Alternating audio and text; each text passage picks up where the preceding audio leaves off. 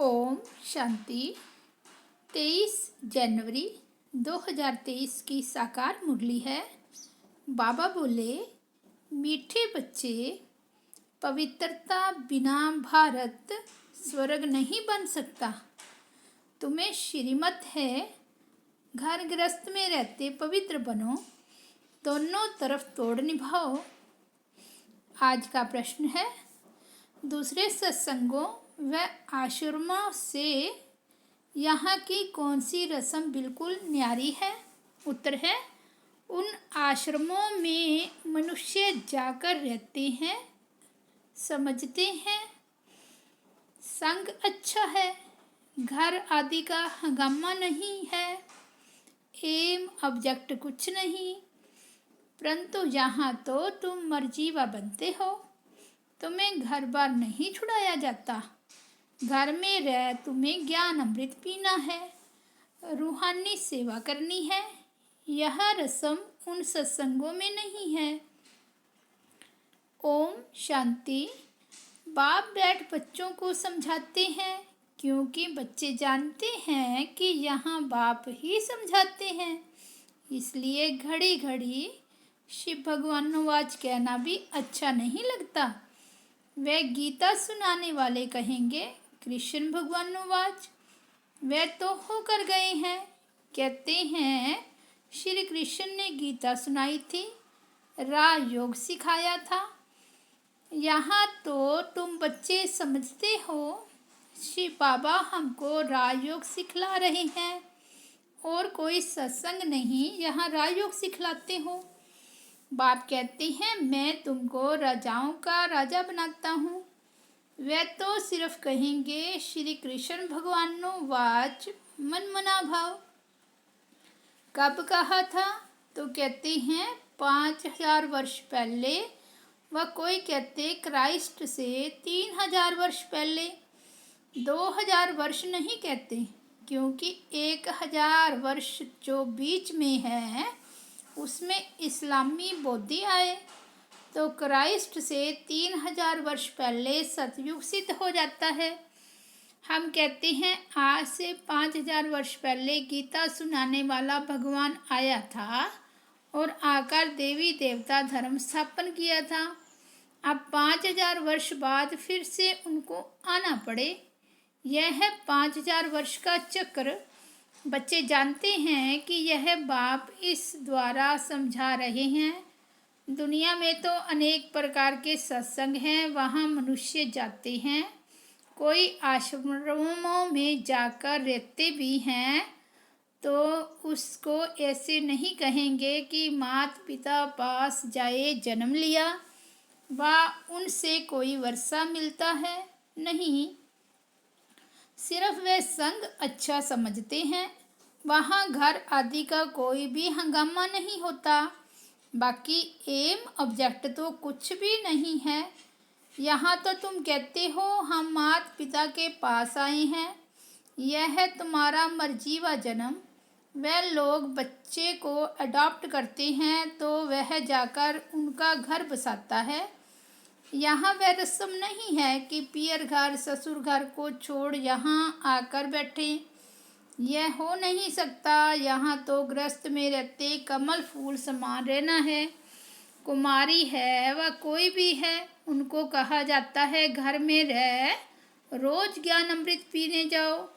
Knowledge समझकर फिर औरों को समझाओ, दोनों तरफ तोड़ निभाओ। गृहस्थ व्यवहार में भी रहना है, अंत तक दोनों तरफ निभाना है।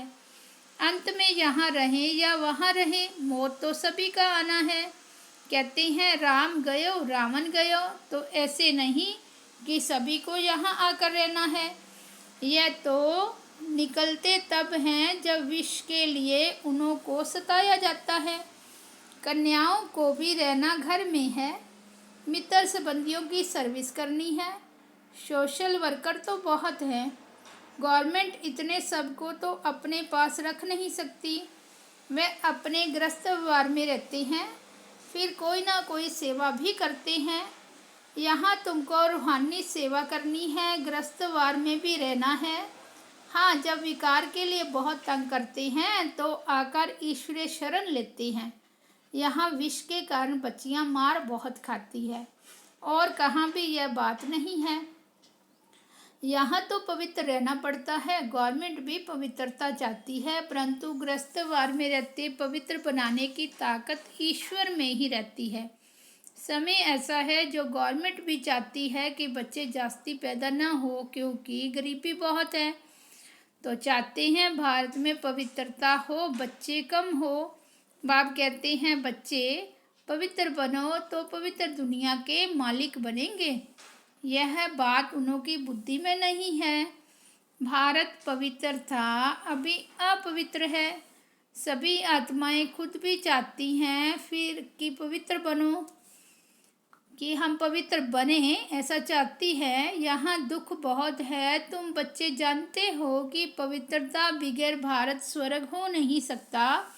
नरक में है ही दुख। अब नरक तो और कोई चीज़ नहीं। जैसे गरुड़ पुराण में दिखाते हैं वैतरणी नदी है जिसमें मनुष्य गोते खाते हैं, ऐसे तो कोई नदी है नहीं जहाँ सजाएं खाते हों। सजाएं तो गर्भ जेल में मिलती है।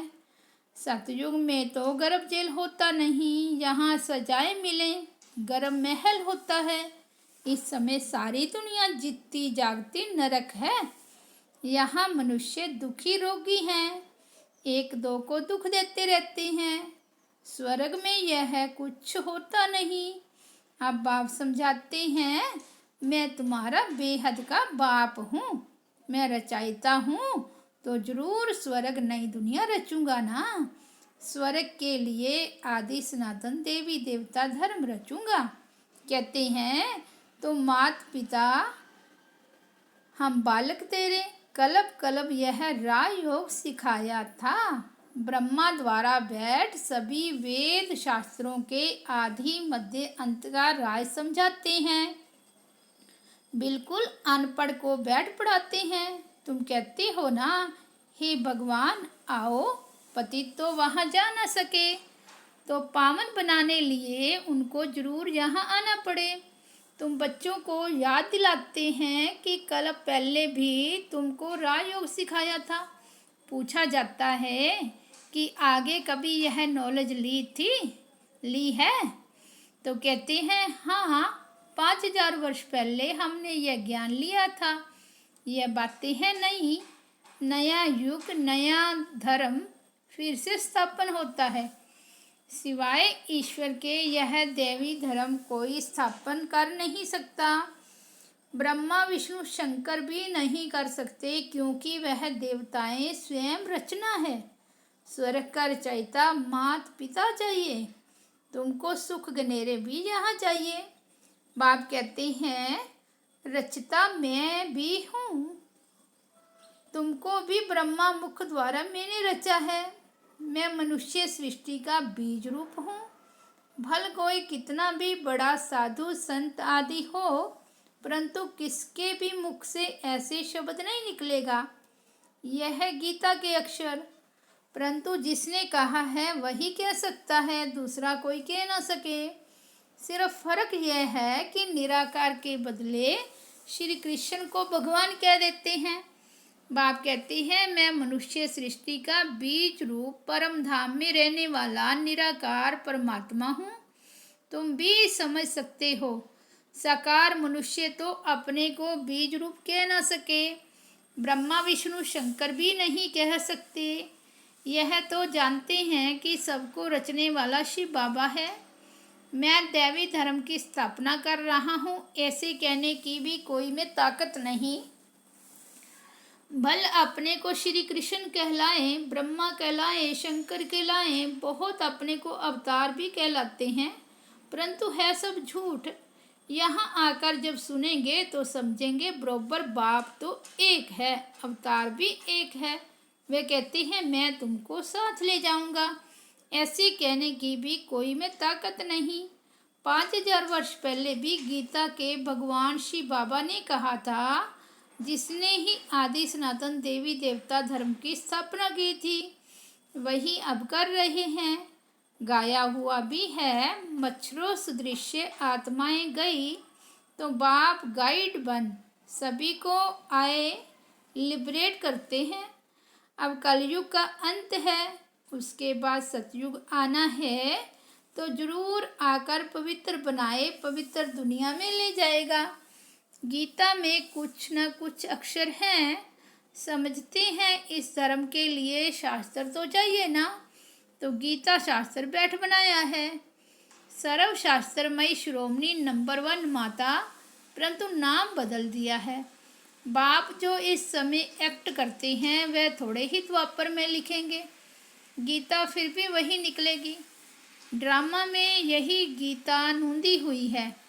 जैसे बाप फिर से मनुष्य को देवता बनाते हैं, वैसे शास्त्र भी या बाद में कोई फिर से बैठ लिखेंगे।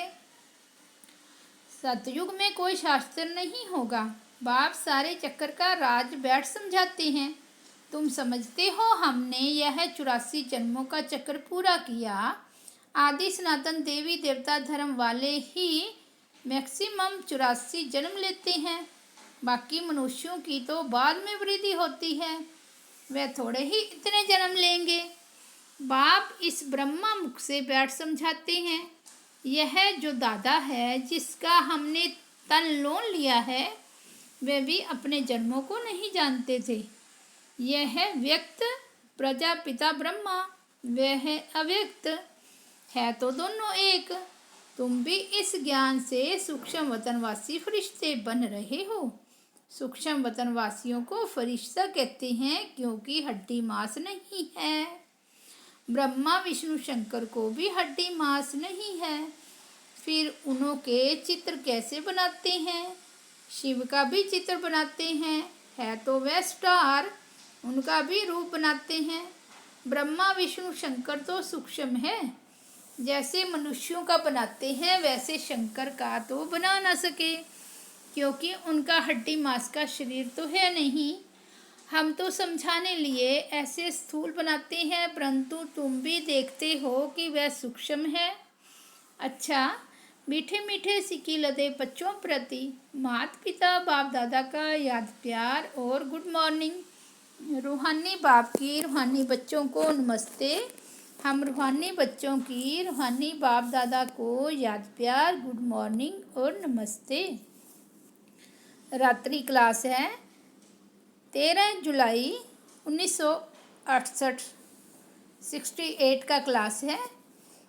मनुष्य दो चीज़ को जरूर चाहते हैं, एक है शांति, दूसरा सुख। विश्व में शांति व अपने लिए शांति, विश्व पर सुख व अपने लिए सुख की जा रहती है मनुष्यों को। तो पूछना होता है कि अभी अशांति है तो जरूर कब शांति हुई होगी, परंतु वह कब कैसे होती है, अशांति क्यों हुई, यह कोई को पता ही नहीं है, क्योंकि घोर अंधेरे में है। तुम शांति और सुख के लिए सबको बहुत अच्छा रास्ता बताते हो, तो सुनकर उन्हें खुशी होती है, लेकिन जब सुनते हैं पावन भी बनना है तो ठंडे पड़ जाते हैं। यह विकार है सभी का दुश्मन और फिर सभी का प्यारा है। इसको छोड़ने में हृदय बदीरन होता है। नाम भी है विष, फिर भी छोड़ते नहीं हैं। तुम कितना माथा मारते हो फिर भी हार खा लेते हैं। सारी पवित्रता की ही बात है, इनमें बहुत फेल होते हैं। कोई कन्या को देखा तो आकर्षण होती है, क्रोध व लोभ व मोह की आकर्षण नहीं होती। काम महाशत्रु है, इन पर जीत पाना महावीर का काम है। देह अभिमान के बाद पहले नंबर ही आता है, इन पर जीत पानी है। जो पवित्र हैं उनके आगे अपवित्र कामी मनुष्य नमन करते हैं, कहते हैं हम विकारी आप निर्विकारी। ऐसे नहीं कहते हम क्रोधी लोभी, सारी बात विकार की है। शादी करते ही हैं विकार के लिए, यह फुरना रहता है माँ बाप को। बड़े हो तो पैसा भी देंगे, विकार में भी जाएंगे, विकार में न जाए तो झगड़ा मच जाए। तुम बच्चों को समझाना होता है यह देवताएं संपूर्ण निर्विकारी थे। तुम्हारे पास एम ऑब्जेक्ट सामने है, नर से नारायण राजाओं का भी राजा बनना है। चित्र सामने है, इसको सत्संग नहीं कहा जाता, यह पाठशाला है।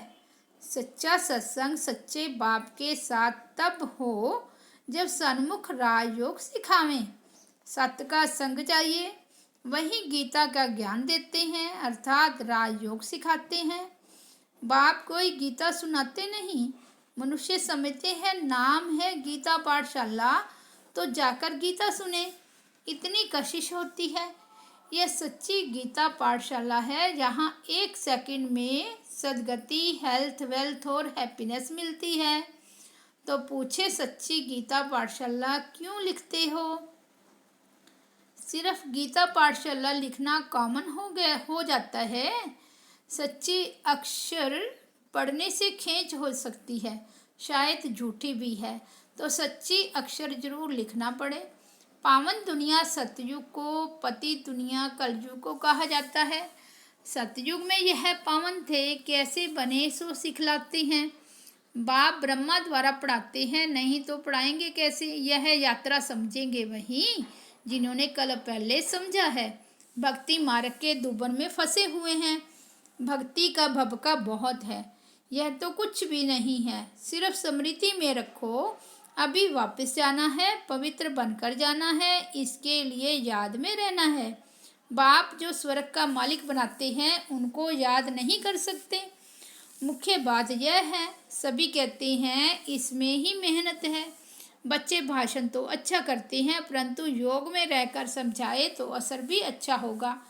याद में तुमको ताकत मिलती है। सतो प्रधान बनने से सतो प्रधान विश्व के मालिक बनेंगे। याद को नेष्टा कहेंगे क्या? हम आधा घंटा नेष्टा में बैठे, ये रॉन्ग है। बाप सिर्फ कहती हैं याद में रहो, सामने बैठ सिखलाने की दरकार नहीं। बेहद बाप को बहुत लव से याद करना है, क्योंकि बहुत खजाना देते हैं। याद से खुशी का पारा चढ़ना चाहिए, अतीन्द्रिय सुख फील होगा। बाप कहते हैं तुम्हारी यह लाइफ बहुत वैल्यूएबल है, इनको तंदुरुस्त रखना है। जितना जिएंगे उतना खजाना लेंगे। खजाना पूरा तब मिलेगा जबकि हम सतो प्रधान बन जाएंगे। मुरली में भी बल होगा, तलवार में जौहर होता है ना। तुम्हारे में भी याद का जौहर पड़े तब तलवार तीखी हो। ज्ञान में इतना जौहर नहीं है, इसलिए किसको असर नहीं होता है। फिर उनके कल्याण लिए बाबा को आना है। जब तुम याद में जौहर भरेंगे तो फिर विद्वान आचार्य आदि को अच्छा तीर लगेगा। इसलिए बाबा कहते हैं चार्ट रखो।